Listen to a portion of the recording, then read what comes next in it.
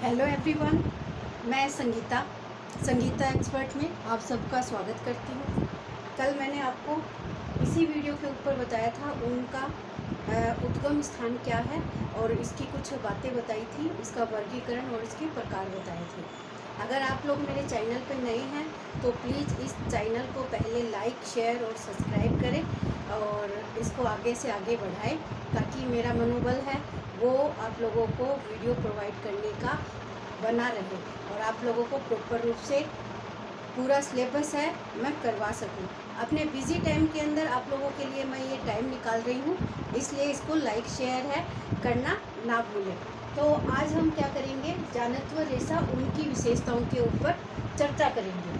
हम इसमें पूरी विशेषताएं मैंने लिखी हैं, 18 विशेषताएं हैं जो हमने भौतिक विशेषताएं देखी है और बाकी 5 विशेषताएं हमारी रासायनिक विशेषता रहती है, चाहे आप किसी भी रेशे के बारे में अध्ययन करो। तो सबसे पहले हम विशेषताएं अगर पूछा जाए कितने प्रकार की होती है तो 2 प्रकार की होती है, भौतिक विशेषताएं और हमारी रासायनिक विशेषताएं। ये टॉपिक थोड़ा सा आपका क्रिटिकल है विशेषताओं वाला। इसके ऊपर जो बिंदु मैंने गणितीय अक्षरों के अंदर लिखे हैं, इन बिंदुओं के ऊपर आपको विशेष रूप से ध्यान देना है। तो हमारा पहली जो भौतिक विशेषताओं के अंदर आता है संगठन। ये संगठन पे ध्यान देना है।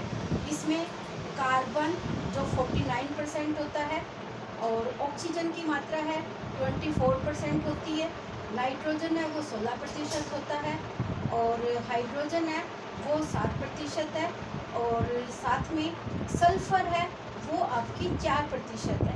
तो इन बिंदुओं का जो रेशा है ये आपको अच्छे से ध्यान रखना है कि जो ऊन का संगठन है वो क्या क्या है। जैसे हमने इसमें देखा था, आपका कपास में देखा था कार्बन होती है, हाइड्रोजन होती है और ऑक्सीजन होती है। ये 3 ही मुख्य तत्व है जो सेल्यूलोज का निर्माण करने की प्रक्रिया के अंदर सहायक थे। लेकिन इसमें आपका क्या है, CO और H 3 तो आपके हैं, लेकिन इसमें एक तो ये नाइट्रोजन पूछा जाता है। नाइट्रोजन है वो 16% है। नाइट्रोजन का कितना प्रतिशत है, क्वेश्चन इस तरीके से आता है, या कार्बन का प्रतिशत कितना है, या ऑक्सीजन का प्रतिशत कितना है, या हाइड्रोजन का जो प्रतिशत है वो कितना है। तो ये इस तरीके से आपको ये 5 बिंदु है वो आपको ध्यान रखना है। साथ में इसमें ये ध्यान रखना है कि जो आपका ऊनी रेशा है इसके अंदर प्रोटीन है वो कौन सा पाया जाता है। तो इसके अंदर प्रोटीन है वो कैरोटीन नामक प्रोटीन है, वो हमें ऊनी रेशे के अंदर विशेष रूप से देखने को मिलता है। इसकी अगर सूक्ष्मदर्शी संरचना और इसका रूप देखें तो हमें ये ऊन का रेशा है, जब इसको जो ऊन का रेशा होता है इसके इस तरीके से व्यास को काटा जाता है तो इसके अंतर्गत 3 संरचनाएं हमें दिखाई देती है। सबसे बाहरी परत जो क्यूटिकल के नाम से जानी जाती है, इसकी जो दूसरी परत है वो मध्य परत या इसको कार्टेक्स के नाम से जानते हैं। तीसरी परत जो इसका अंदर का इतना भाग होता है जिसको अंतः परत या मेडुला के नाम से जानते हैं।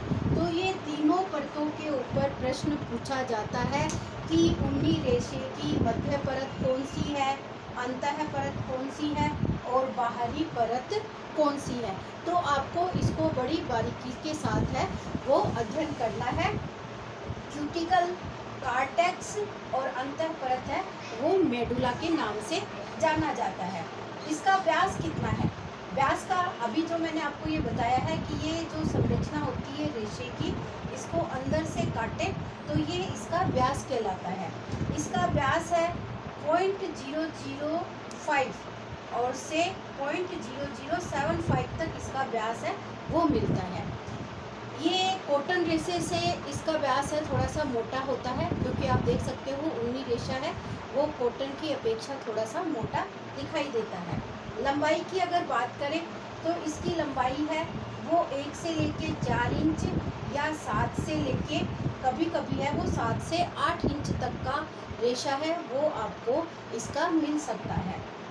चमक है तो छोटे रेशों में चमक है वो ज़्यादा होती है, जबकि बड़े रेशों में चमक है वो कम देखी जाती है। तो ये भी आपका प्रश्न बन सकता है कि जो ऊनी रेशा है उसके अंदर बड़े रेशों में चमक कैसी होती है, बड़े में छोटी और छोटे में बड़ी चमक मिलती है। साथ में रंग इसका किस तरीके का होता है, जो ऊनी रेशा है आपका शुरू के अंदर तो क्या होता है, वाइट कलर दिखाई देता है, लेकिन धीरे धीरे ये ग्रे में चेंज होता है, फिर ब्राउन कलर पकड़ता है और लास्ट में ये काला कलर हो जाता है। तो आपको सभी कलर के अंदर ऊन के रेशे हैं वो देखने को मिल सकते हैं। तो ये कलर के ऊपर आपको ध्यान देना है। इसके रेशे कमज़ोर माने गए हैं। ऊनी रेशा है वो काफ़ी कमज़ोर रेशे के अंतर्गत आता है। अगर इसको गीला कर दिया जाए तो इसकी जो कमज़ोरी है वो 30 से 35% है और भी कम हो जाती है। आप देखते हो जब ऊनी स्वेटर को हम पानी के अंदर भिगो देते हैं तो उसके अंदर जो अवशोषण क्षमता होती है वो काफ़ी अधिक होती है, जिससे आप वजन को ऊन स्वेटर को आप पानी से निकालते हो तो वो बिल्कुल ढीली पड़ जाती है और उसके रेशे हैं वो बिल्कुल और भी ज़्यादा कमज़ोर हो जाते हैं। तो इसका जो मजबूती का जो दौर है वो बहुत कमज़ोर है और इसकी जो भीगने के ऊपर क्षमता है वो 25 से 30 या 30 से 35 के करीब है इसकी क्षमता देखी जाती है। प्रत्यास्था का गुण, ये भी मैंने आपको बार बार के क्लियर कर दिया है कि ऊनी रेशा है इसमें प्रत्यास्था का गुण सबसे अधिक होता है और ये गुण है वो 30 से 40% तक है। जब ऊनी रेशे को खींचते हैं तो ये अपने आकार से 30 से 40% बढ़ जाते हैं और छोड़ने पर वापस अपने पूर्व आकार में आ जाते हैं। तो इसमें प्रत्यास्था का गुण है वो भी सबसे ज़्यादा देखने को मिलता है। प्रतिस्कंदता का गुण है वो भी इसके अंदर अधिक होता है और 25 से 30% होता है। इन प्रतिशतों के ऊपर आपको ध्यान देना है। यहाँ पे 30 से 40% प्रत्यास्था होती है और साथ में 25 से 30% तक वो प्रतिस्कंदता का गुण इसके अंदर देखा जाता है। अवशोषण क्षमता है वो इसकी 30% तक अवशोषण क्षमता है वो भी आपकी देखने को मिल सकती है। सिकन प्रतिरोधकता, ये भी आपको मैंने बताया है कि ऊनी रेशे में सिकन है वो बिल्कुल नहीं पड़ती है, मतलब सिकन रोधकता आता, अगर सिकन पड़ती तो इसमें क्या लिखा है मैंने, प्रतिरोधकता होती है, यानी इस रेशे के अंदर सिकन है, सलवटें हैं वो बिल्कुल भी नहीं पड़ती। उसका कारण क्या है, क्योंकि इसके अंदर प्रत्यास्था और प्रतिस्कंदता दोनों का गुण अधिक देखा गया है। सफाई और धुलाई, इन दोनों ही प्रक्रिया में आपको सावधानी बरतनी पड़ती है। आपने देखा होगा घर में जब आप वॉश करते हो तो इनको हम मशीन वगैरह में नहीं धो सकते, नहीं रगड़ के धो सकते हैं। इसका इजी वॉश किया जाता है और बिल्कुल हाथों से ब्रश से इनको किसी भी प्रकार की रगड़क है वो ये रेशे सहन नहीं कर सकते हैं, इसीलिए इनके ऊपर सफाई का हमें सावधानी पूर्वक प्रयोग करना होता है। धूप व प्रकाश का भी प्रभाव है इनके ऊपर, हानिकारक होता है। धूप के अंदर ये रेशे धीरे धीरे कमज़ोर होकर निर्बल हो जाते हैं तो वो भी इसके ऊपर हानिकारक प्रभाव पड़ता है। रगड़ का प्रभाव हानिकारक होता है। आपने देखा होगा ऊनी रेशों के ऊपर हम कभी भी ब्रश वगैरह या मोगरी का कूटने का जो यंत्र है उसका हम प्रयोग बिल्कुल भी नहीं करते हैं। साथ में फफूंद व कीड़ों का प्रभाव इसके ऊपर देखा जाता है। फफूंद का प्रभाव, वैसे तो कॉटन कपड़ों का गुण अधिक होता है और अगर हम ऊनी कपड़ों को भी अगर सीलन युक्त माहौल के अंदर रख दें तो इनमें भी फफूंद का गुण आ जाता है। और कीड़े आपने देखे ही हैं कि ऊनी स्वेटरों में कीड़े लगते हैं, तो इसके लिए हमें नीम की पत्तियाँ, अखबार या नेफ्थलीन की जो गोलियां होती है उनका प्रयोग करके हमें ऊनी कपड़ों को संरक्षित करना पड़ता है। साथ में हम देख सकते हैं कि ऊष्मा चालकता का गुण इसके अंदर क्या बताया है कि ये कुचालक होते हैं।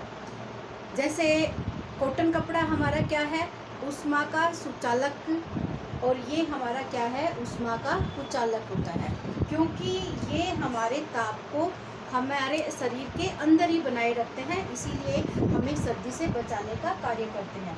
इसीलिए इसको क्या कहा गया है, ऊष्मा का कुचालक बताया गया है। लटकनशीलता का गुण भी इसके अंदर अधिक देखा गया है। आपको ये पता होना चाहिए जब भी हम ऊनी स्वेटरों को धूप के अंदर या अलगनी के ऊपर जब सुखाया जाता है तो उनके ऊपर सुखाने से ये कपड़े लटक जाते हैं। तो इसके सुखाने के लिए कपड़े धोने से पहले इनकी ड्राफ्टिंग काटी जाती है और ड्राफ्टिंग काटने के बाद सीधी सतह के ऊपर, फर्श के ऊपर हमें उसी ड्राफ्टिंग के ऊपर रखकर इन कपड़ों को सुखाने का कार्य करना पड़ता है। कभी भी हम अलगनी के ऊपर इनको लटका के उन्हीं कपड़े को नहीं सुखा सकते हैं, उससे ये कपड़े छिटक जाते हैं और इनकी शेप है वो बिगड़ जाती है। तो हमें उसके लिए ध्यान देना होता है। ये इसमें नमदा बनाने का कार्य होता है, क्योंकि इसके अंदर ताप दाब मैंने आपको पहले वाली वीडियो में भी बताया है कि जो नमदा है वो छोटे रेशों का प्रयोग करके और एक स्थान के अकॉर्डिंग यानी एक फ्रेम के अकॉर्डिंग हम इसको व्यवस्थित कर देते हैं। फिर उसमें ताप दाब आदि का गुण डालकर और उन रेशों को उसमें नमदा बनाने के लिए यूज़ में कर सकते हैं। इसीलिए इसकी विशेषता है कि उन्हीं रेशों से नमदा बनाने का कार्य भी अच्छे तरीके से किया जा सकता है। अब हमारी दूसरी प्रकार की विशेषता आ जाती है रासायनिक विशेषताएं। रासायनिक विशेषताओं में अम्ल का प्रभाव है। जैसे अम्ल तीव्र और तनु दो प्रकार के होते हैं। तो तीव्र और सांद्र अम्ल से ये ऊनी रेशा है वो नष्ट हो जाता है। अगर इसके ऊपर तनु अम्ल का प्रयोग किया जाए तो ये रेशे हैं वो संरक्षित रह सकते हैं। क्षार से भी ये नष्ट हो जाते हैं। आपने जैसे साबुन है वो तीव्र क्षार का प्रयोग करके हम यूज़ करते हैं, तो साबुन से ऊनी कपड़े हैं धीरे धीरे करके हमारे ख़राब हो जाते हैं, कड़े हो जाते हैं उनके रेशे। इसलिए उनका प्रयोग, हमें क्षार का प्रयोग है ऊनी रेशों के ऊपर नहीं करना चाहिए। रंगों का प्रभाव है तो अम्लीय रंगों के प्रति इनका गहरा संबंध है। क्षारीय रंगों का इनके ऊपर प्रयोग है वो हम नहीं कर सकते हैं। तो जो ऊनी रेशे हैं उनके ऊपर अम्लीय रंग है वो अच्छी क्वालिटी के चढ़ते हैं। पसीने का प्रभाव भी इसके अंदर पड़ता है।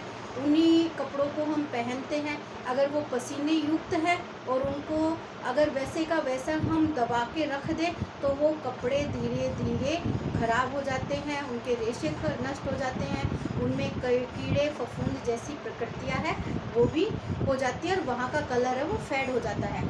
इसलिए हमें इनको धूप दिखाकर और इनको धो के साफ करके ही इन कपड़ों का संरक्षण करना होता है। इसी तरीके से इनके ऊपर विरंजकों का प्रयोग भी हानिकारक माना गया है। हमें हल्के विरंजकों का प्रयोग इनके ऊपर करना चाहिए ताकि इनके रेशे हैं वो हम संरक्षित कर सकें। तो ये आज के टॉपिक में हमारी सारी विशेषताएं हैं ऊनी रेशों की, वो क्लियर हो चुकी है। इसीलिए इनके ऊपर बहुत सारे प्रश्न हैं, एग्ज़ाम में आ चुके हैं और आगे भी आने की पूरी संभावनाएं हैं। इसलिए इनको गहराई से एक एक बिंदु को आपको ध्यान से देखना है। अगर वीडियो आपको पसंद आया हो तो इसको लाइक, शेयर और सब्सक्राइब करना न भूलना। Thank you everyone.